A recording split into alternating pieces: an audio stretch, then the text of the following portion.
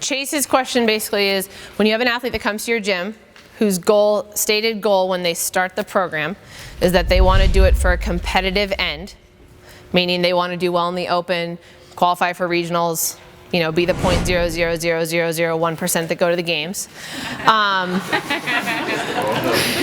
When they come into your gym, so generally, we want to start with a general physical preparedness program.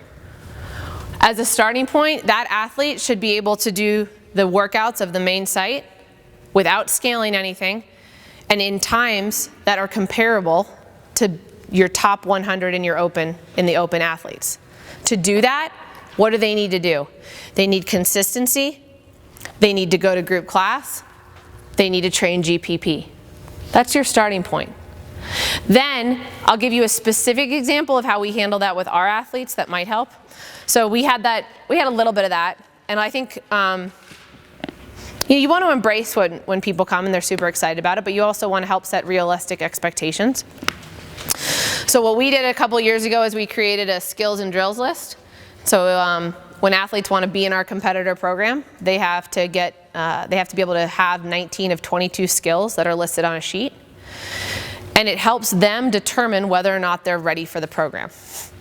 So it's one thing to say, I want to do it. It's also to say, well, where do I need to work? And then from there, that defines where the athlete is weak, and maybe they can do a little bit of extra training outside the structure of consistency.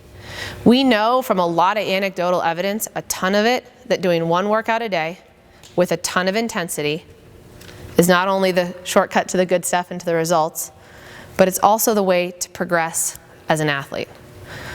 So embrace the excitement that they have, and then give them very measurable and realistic goals, and find a way in the structure of your class and your gym that you can enable them to put some extra effort into it, but prevent them from going overboard.